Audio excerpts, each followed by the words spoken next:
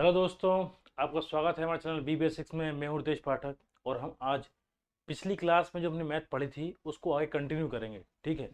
पिछली क्लास में हमने परसेंटेज का क्या पढ़ा था, कॉन्सेप्ट, एक फॉर्मूला हमने रिवाइज किया था या फिर याद किया था कि given value upon given value percent into require percent.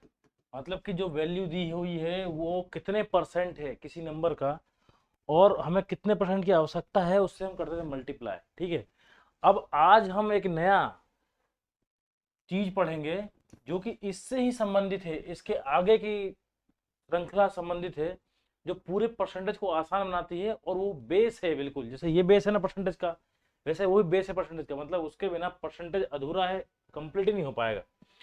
तो वो फॉर्मूला क्या है, तो मैंने बताया था पिछली क्लास में खत्म होते होते कि हम इसको इस फॉर्म में लिखते हैं और हम इसको क्या पढ़ते हैं, हम इसको पढ़ते हैं कि x जो है वो y का कितना परसेंट है। ठीक है। हम इसको ऐसा पढ़ते हैं। पढ़ने का मतलब ये है कि जो जहां का लिख रहे हैं, का मतलब ये y का, वो y नीचे आएगा। इस पे जब हम क्वेश्चन करेंगे, बहुत क्वेश्चन करेंगे, आपको अच्छे से समझ में आ जाएगा कि हम किस टाइप की बात कर रहे हैं और कितना इंपॉर्टेंट है। आपको ये भी समझ में आ जाएगा क्योंकि ये एक बेसिक क्वेश्चन नहीं है। क्वेश्चन देख के समझ में आया कि कितना इंपॉर्टेंट है ये क्वेश्चन। मैंने सीडीएस, एनटीपीसी, बैंक, रेलवे कहाँ कहाँ नहीं देखा। क्वेश्चन बहुत ही इजी है, मात्र इस चीज पे बेस्ड है, इस फॉर्मूले पे। ठीक है।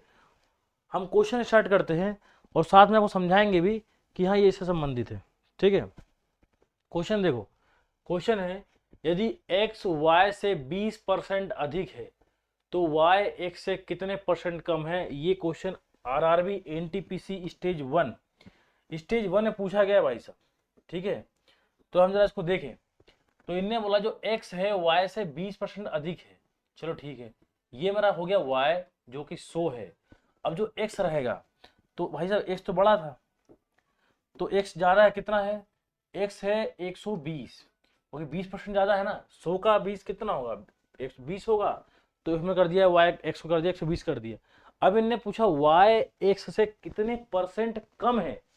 इनने बोला y x से, x से बोला है, मतलब से मतलब है। अब हमें कंपैरिजन किस पे करना है, हमें कंपैरिजन करना है x से।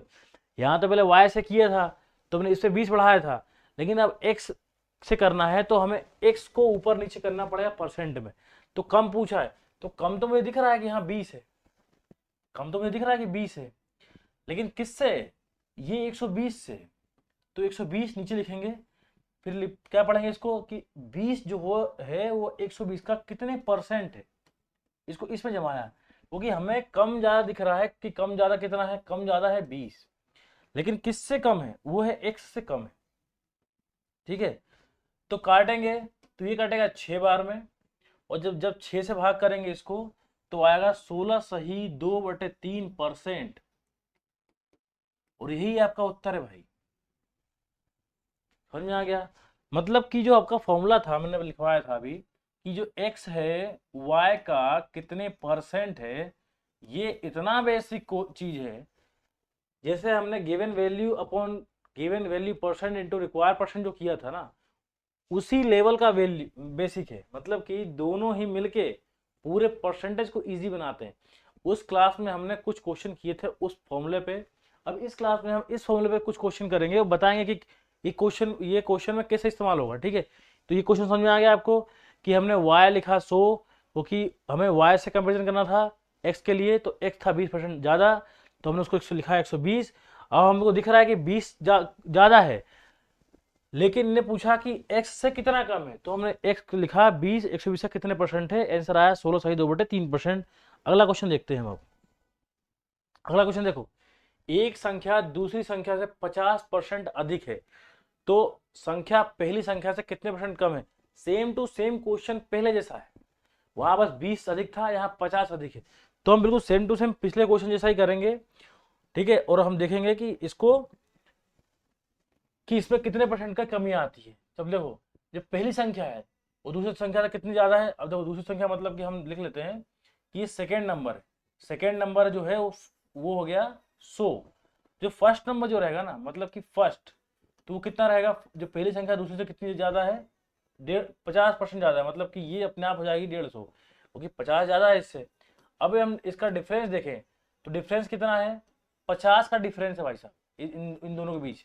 मतलब क्योंकि हमें कंपेरिजन करना है इसलिए हम डिफरेंस देख रहे हैं, क्योंकि पूछा गया है दूसरी संख्या पहली संख्या से कितने परसेंट कम है, तो कम तो दिख रहा है कि 50 है, लेकिन किससे कम है, पहली से कम है। तो हम लिखेंगे 50 जो है वो 150 का कितने परसेंट है, वही पूछा गया ना कि कितने परसेंट कम है। तो जो 50 हमें कंपेरिजन किस पे करना है, हमें कंपेरिजन करना है पहली संख्या, मतलब कि जो 150 है। तो हम लिखेंगे कि 50 जो है 150 का कितने परसेंट है, हम काटें इसको तो ये कटेगा 3 बार में, और 3 काटेगा 100 को कितने बार में, 33 सही 1/3%, या फिर 33.33%। ठीक है, ये वो फॉर्मूला जो मैं आपको बताया मैंने कि x जो है y का कितने परसेंट, जो ये वाला है भाई साहब, ये बिल्कुल ही बेसिक चीज है, इसको भूलना मत।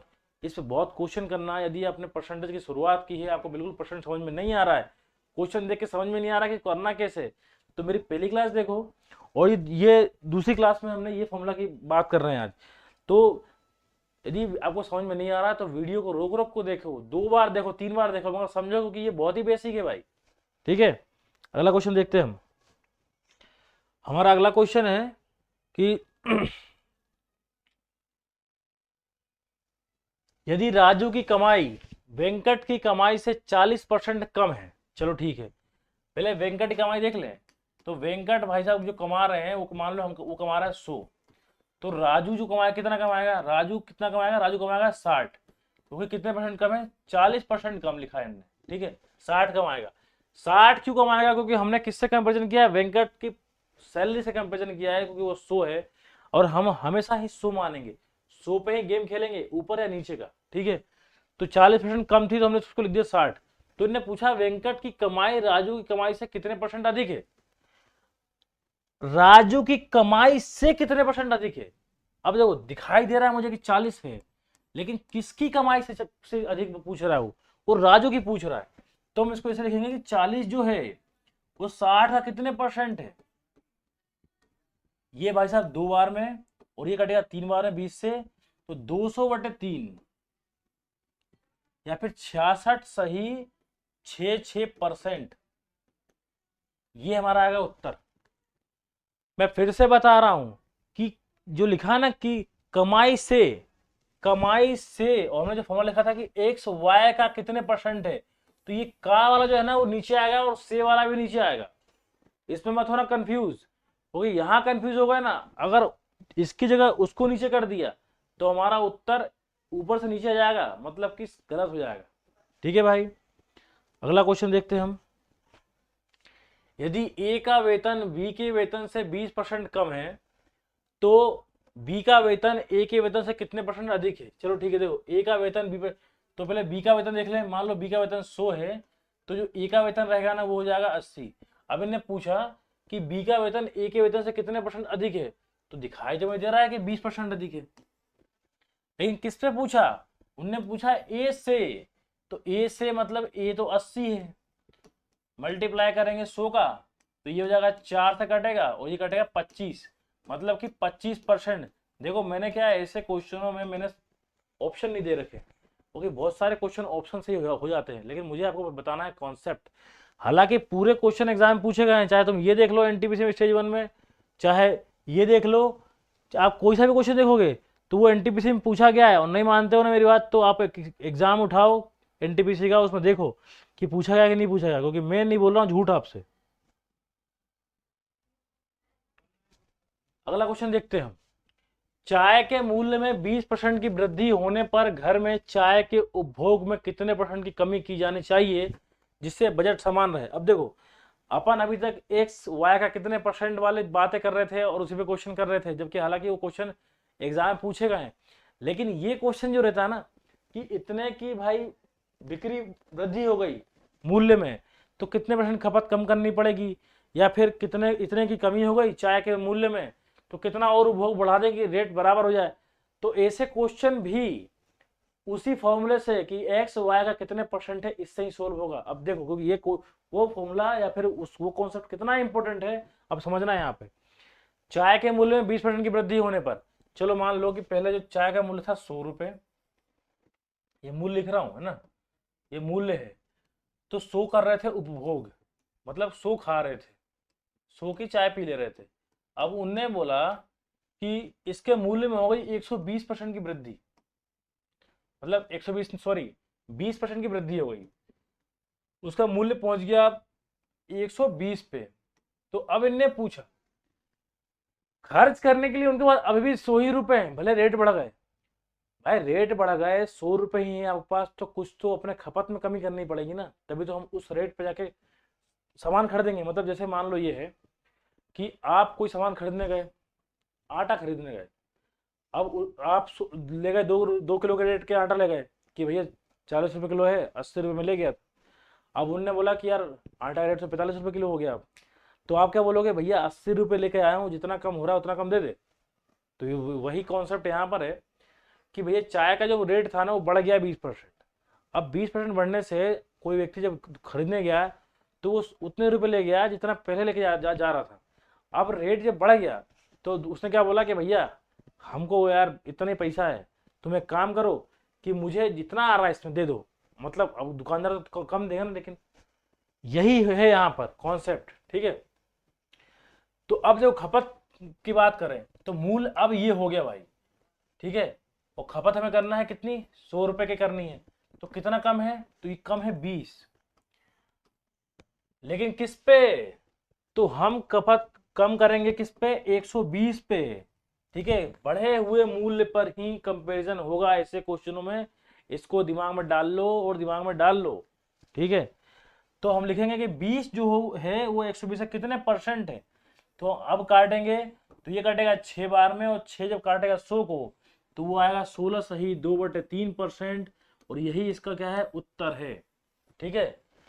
ये एग्जाम में पूछा गया है आरआरबी स्टेज 1 में, इसलिए मैं आपके लेकर आया था क्वेश्चन। और भाई साहब ये क्वेश्चन कर लेना अच्छे तरीके से, क्योंकि ऐसे क्वेश्चन बहुत ही आते हैं एग्जाम। मतलब कि अगर मान लो एनटीपीसी या फिर ग्रुप डी दे रहे हो, या फिर एमपी एसआई दे रहे हो, या फिर एमपी कांस्टेबल दे रहे हो, जेल पुलिस दे रहे हो, आप कुछ भी दे रहे हो, इसमें क्या होता है कि ऐसे क्वेश्चन की भरमार तो रहेगी प्री में, मेंस में भी यही रहता है, बस क्या करते हैं कैलकुलेटिव कर देते हैं, ठीक है। हम उस क्वेश्चन मेन सारे क्वेश्चन भी लेके आऊंगा आपके लिए इसी में, ठीक है, समझना उस चीज को आप। पहले इस क्वेश्चन देखते हैं हम। चाय के मूल्य में 25% की वृद्धि हुई, चलो ठीक है। ऐसे में एक परिवार को अपना खर्च पूर्ववत बनाए रखने के लिए चावल की खपत में कितने % की कमी करनी पड़ेगी। देखो मैंने आपको पहले ही बताया था, सेम टू सेम क्वेश्चन। पहले भाई साहब वो 100 रुपए के चावल के रेट थे तो 100 खा रहे थे, लेकिन अब चावल हो गई 125 रुपए की। अब 125 की हो गई तो ये चावल खरीदने गया 100 रुपए लेके, तो पहले 100 की आ रही थी। एक व्यक्ति चावल खरीदने गया 100 रुपए लेके, रेट था 100 रुपए, लेकिन अब बोला दुकानदार ने कि भैया चावल अब 100 रुपए का नहीं, उसका रेट 125 हो गया। तो उस व्यक्ति ने क्या बोला, भाई साहब हमारे पास 100 रुपए है, इसमें जितना कम भरना होता दे दो मुझे, ठीक है। अब ये बताना है कि कितने % की खपत कमी करनी पड़ेगी, कोई कम आएगा तो खाएगा भी तो कमी ना। तो रेट हो गया भाई से 125, पैसे उसका अभी 100 रुपए है, अंतर दिख रहा है मेरे पास 25 का अंतर है, लेकिन किस पे, बढ़े हुए रेट पे अंतर। तो 25 जो है वो 125 का कितने % है। अब मैं इसको काटूंगा तो 25 125, और ये कटेगा 20 बार में, ठीक है, 20%। ऑप्शन नंबर ए सही जवाब। एनटीपीसी स्टेज 1 17/1/2021 शिफ्ट 2, शिफ्ट है, शिफ्ट 2, ठीक है। अगला क्वेश्चन देखते हैं। सीता की आय रहीम की आय से 25% अधिक है, रहीम की आय सीता की आय से कितने % कम है। अभी तक हम क्या कर रहे थे कि एक संख्या इतने % अधिक है, दूसरी कितने % कम होगी, फिर अभी चावल पे आ गए थे, चाय पे आ गए। अब देखो जो ये जो क्वेश्चन है ना, ये केवल स्टेज 1 मत देखो कि एनटीपीसी स्टेज 1 में। भाई साहब ये क्वेश्चन मैंने डायरेक्ट सीडीएस में देखा है, मैंने खुद ने दिया है ये, मैंने एमपी के एग्जाम जो है ना कांस्टेबल के एसआई के, उसमें पूछे गए देखे। लेकिन ये किस पे, ये मात्र इस फॉर्मूले पे बेस्ड है कि एक्स जो है वाई का कितने % है। अब मैं आपको यहीं पे करके दिखाऊंगा अभी, ठीक है। देखो सीता की आय रहीम की आय से 25% अधिक है, रहीम की हम मान लेते हैं कि जो रहीम की जो आय है वो कितना है, वो 100 है। और तो सीता की जो आय होगी वो कितनी होगी, वो होगी 125, क्योंकि 25% अधिक थी। ठीक है, 25% अधिक कर दिया। अब रहीम की आय सीता की आय से, सीता की आय से, तो से वाला तो नीचे लिख लो 125। कितनी कम दिख रही है, कम दिख रहा है, 25 कम दिख रहा है, 25 कम है। 100 से मल्टीप्लाई कर दो, क्योंकि क्या पढ़ रहे हैं इसको हम, 25 125, 25 से कितने परसेंट है, ये 5। इसको काटेंगे 20 बार में, तो इसका आंसर क्या आएगा, ऑप्शन नंबर ए 20% सही जवाब। ठीक है, तो इसको अच्छे से समझ लो भाई साहब, सही जवाब लाना है तो। अगला प्रश्न देखते हैं। अब ये स्टेज 2 में आया हुआ क्वेश्चन है, देखो एनटीपीसी स्टेज 2 में, और ये क्वेश्चन इतना बेसिक है कि हम जब से पढ़ रहे हैं इसको सोल्व करते आ रहे हैं और इसका आंसर निकालते आ रहे हैं, लेकिन ये कैसे आंसर आ रहा है इसको भी आज देखेंगे। ठीक है, क्वेश्चन देखो, शुभम ने एक वार्षिक परीक्षा में 600 में से 345 अंक प्राप्त किए, परीक्षा में उसके द्वारा प्राप्त अंकों का परसेंट क्या है। देखो ये हम बचपन से पहली दूसरी तीसरी क्लास से पढ़ते पढ़ते पढ़ते अब ये एग्जाम में पूछा जा रहा है, लेकिन ये किस फॉर्मूले से बनेगा, तो फॉर्मूला क्या लगाते हैं भाई साहब, एक्स वाई का कितने परसेंट है। देखो हम कैसे निकालते हैं, जितने नंबर हमने लाए 345 ये लिखा ऊपर, 600 नीचे लिखा और 100 से मल्टीप्लाई कर दिया, क्योंकि हमने स्टार्टिंग में सीखा था कि ऐसे करोगे तो निकल जाएगा कि तुम कितने परसेंट से पास हुए हो, तुम्हारे एग्जाम में कितने परसेंट आए थे। ये चीज यही तो है, यही तो है वो चीज कि एक्स वाई का कितने परसेंट है। काटें, 0 से 0 कट गया, 6 से काटेंगे तो 6 पंजे 30 और फिर 45, 6 और 6 सतह 42.5, मतलब कि 57.5% ही ला पाया शुभम अपने एग्जाम में, जब 345 नंबर लाया था और पूर्णांक पूरे कितने थे, 600। ठीक है भाई, अगला प्रश्न देखते हैं, और ये स्टेज 2 में आया था, ये मत भूलना। देखो ये भी स्टेज 2 में आया है, एनटीपीसी स्टेज 2 में। क्वेश्चन देखते हैं, किसी परीक्षा में ए के प्राप्तांक बी के प्राप्तांकों से 20% अधिक है और सी के प्राप्तांक जो हैं वो ए और बी के कुल प्राप्तांकों के 85% के बराबर है, तो ए के प्राप्तांक सी के प्राप्तांकों से कितने परसेंट कम है, एक दशमलव स्थान तक पूर्णांकित करना है हमें। आरआरबी एनटीपीसी स्टेज 1-2 14/6/2022 को पूछा गया था, मतलब ये मेंस का क्वेश्चन है, शिफ्ट 2 में आया था। देखो ऐसे क्वेश्चन बस बड़े दिखते हैं, थोड़ा कैलकुलेटिव है, लेकिन ये मेंस का क्वेश्चन है और मेंस में कैलकुलेटिव भी आता है, लेकिन ये किससे बनेगा, मैं फिर से बता दे रहा हूँ, ये उसी फॉर्मूले से बनने वाला है कि एक्स वाई का कितने परसेंट है। मैं आपको ये बताना चाह रहा हूँ कि ये जो क्वेश्चन भी इसी से बनेगा। अब देखते हैं, ये भाई साहब ए हो गया, ये हो गया बी और ये होगा सी। अब उन्होंने बोला बी के प्राप्तांकों से 20% ज्यादा है ए का, चलो ये हो गया 100, तो ये कितना हो जाएगा, ये हो जाएगा 120, 20 था ना ज्यादा, ठीक है। अब सी के प्राप्तांक जो है इन दोनों को जोड़ देंगे ना तो उसका 85% के बराबर है, इन दोनों को जोड़ेंगे तो कितना आएगा 220। ठीक है, 220 का 85%, तो पहले हम निकालते हैं कि 15% कम करते हैं 100 में से, 10% 22, 5% 11, 22 11 33, 33% कम किसमें करेंगे 220 में, मतलब कितना आएगा 187। अब ये कैसे आया, इसके लिए आप मेरी पहली क्लास देखना, समझ में आया कि मैंने इसको कैसे ले आया। ठीक है, ये आ गया 187। अब इनने बोला कि जो सी के प्राप्तांक से कितने परसेंट कम है ए के प्राप्तांक, तो ए के प्राप्तांक कितने हैं 120, सी के कितने हैं 187। अगर मैं अंतर देखूं तो घटाएंगे तो कितना निकलेगा 67। किससे कम पूछा है, उसने पूछा सी, मतलब सी कितना है 187, मल्टीप्लाई करूंगा 100 से, फिर ये पता करना है कि 67 जो है वो 187 का कितने परसेंट है, कम पूछा ना उसने। अब काट देखते हैं, तो मतलब यहाँ 2 जीरो बढ़ा दो और भाई साहब इसको मिटा दो कि अच्छे से मल्टीप्लाई हो जाए। ठीक है, ये हो गया अपना 187, 18 तिया 54। ठीक है, तो मतलब तो 3 तो पहली बार में आ गया, 54 और 21 का वो मतलब कि 361 हो गया, 561, 561 में इसको घटाएंगे तो कितना आएगा 39 और 30, 109, 109 हो रहा है एक्स्ट्रा, और ये बढ़ जाएगा 0 ये। अब देखो 18 5 90, तो 90 और ये 35, 935 ये हो गए। इसको हम घटाएंगे तो ये आएगा 5, ये आएगा 5 और ये आएगा 1, 155 ये हो गया। तो दशमलव लगाएंगे तो 1 0 यहाँ पड़ जाएगा। और फिर 18 8 144, तो अब 144 के बाद 856 की 6 और 144 और 5 149। अब घटाएंगे तो ये 4 और ये 5 और ये 1, 154 फिर बचेगा, तो यहाँ लगाएंगे 8, मतलब कि कुल मिला के 35.8% हमारा होगा सही जवाब। इसमें कौन सा है? इसमें है ऑप्शन सी। ठीक है, तो अभी भी बता रहा हूँ कि एनटीपीसी मेंस का क्वेश्चन बता रहा हूँ, इस फॉर्मूले से हुआ है केवल, हमें कोई विशेष फॉर्मूला नहीं पड़ा है अभी तक। ये मात्र बेसिक है जो हम बेसिक क्वेश्चन से करते आ रहे हैं, और इतना बड़ा क्वेश्चन किया जो एनटीपीसी स्टेज 2 में आया हुआ था। ठीक है, हम देखें इसके बाद हमारा और इसमें क्वेश्चन है क्या? क्वेश्चन नहीं है।